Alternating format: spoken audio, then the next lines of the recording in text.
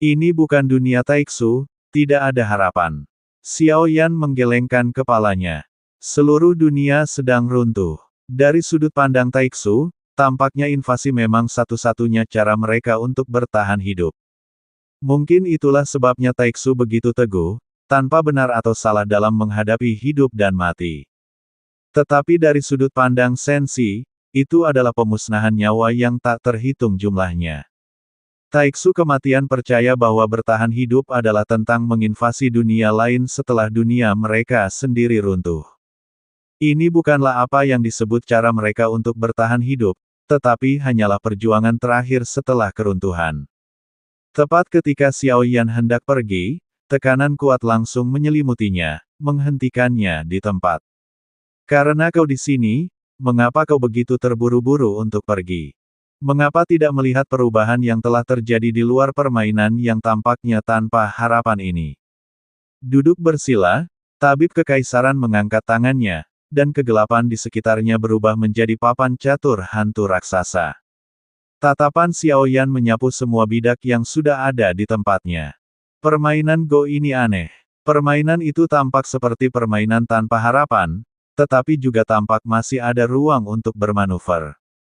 Namun, setelah mempertimbangkan semua kemungkinan dengan cermat, menjadi jelas bahwa ini adalah permainan tanpa harapan dan tanpa peluang untuk bertahan hidup.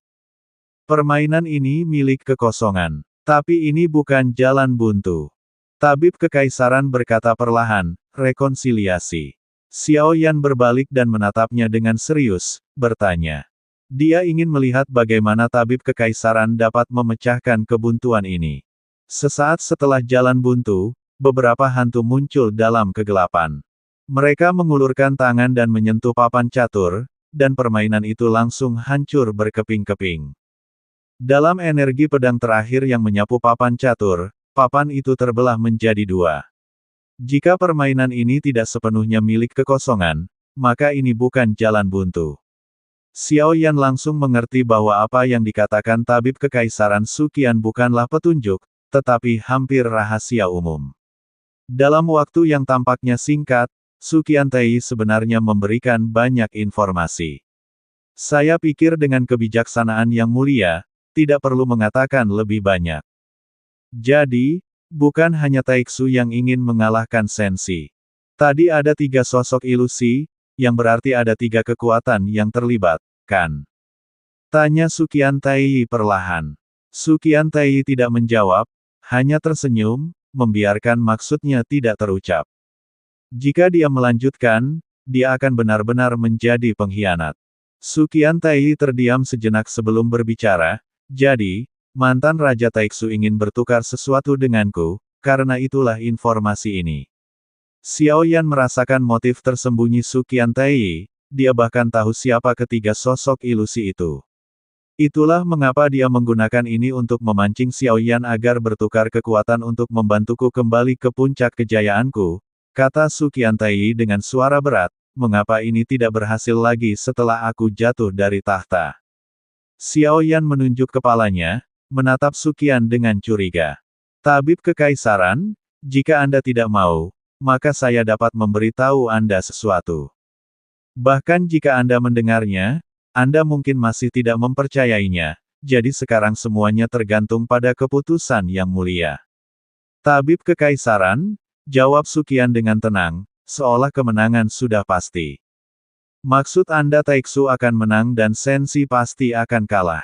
Suara Xiao Yan bergema di kapal Dewa Void yang kosong.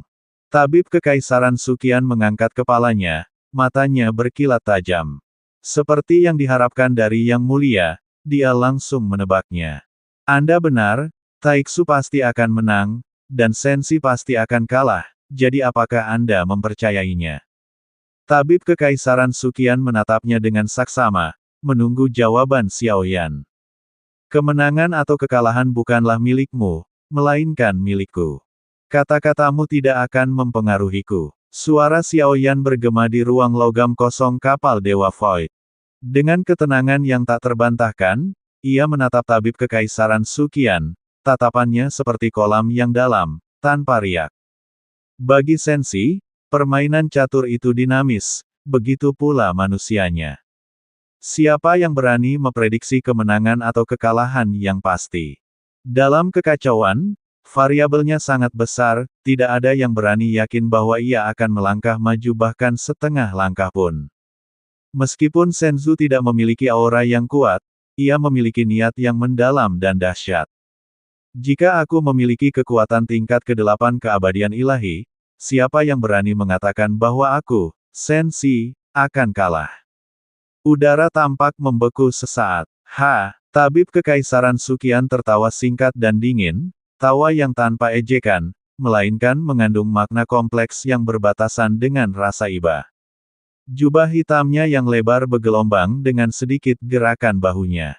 Yang mulia sekarang berbeda. Ia mengangkat kepalanya, matanya bersinar terang dalam kegelapan. Di peringkat ke-9, tidak ada lagi tingkat ke-7. Ini adalah hukum yang tak terbantahkan setelah runtuhnya aturan, hasil akhir dari evolusi yang kacau.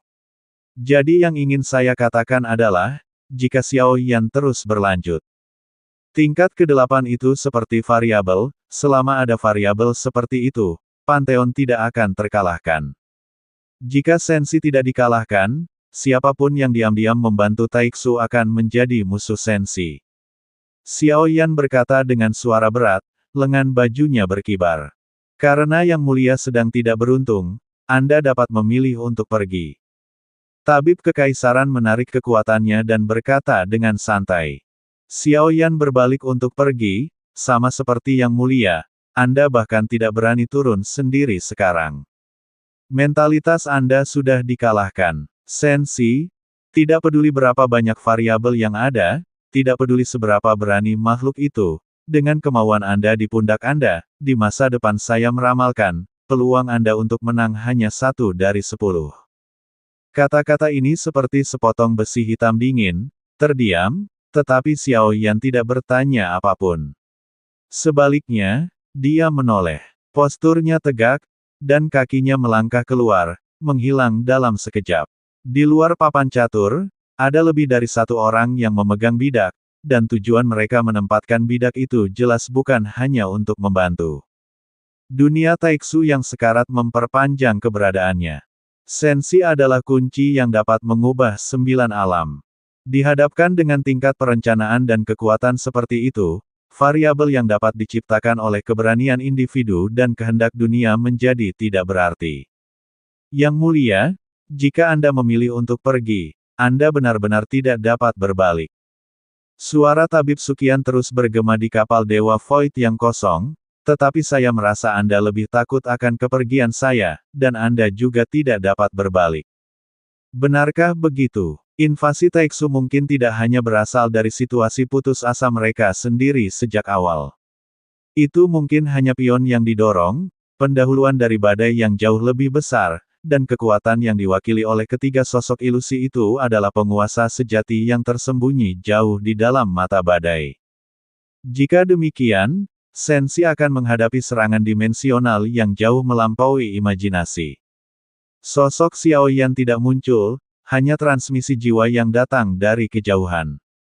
Dia telah meninggalkan kapal Dewa Void milik Tabib Sukian. Tanpa menoleh ke belakang, dia dengan tegas meninggalkan dunia Taiksu.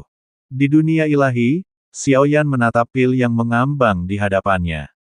Ini adalah peoni yin yang baru saja disempurnakannya, masih dalam tahap penyempurnaan akhir. Tabib Kekaisaran tidak bisa lagi dipercaya, pikirnya. Kata-kata ini, yang tampaknya biasa saja, mengandung makna yang lebih dalam. Taisu pasti akan menang, Sensi pasti akan kalah. Inilah kuncinya, dia ingin menanam benih ini di hatiku, itulah tujuan sebenarnya.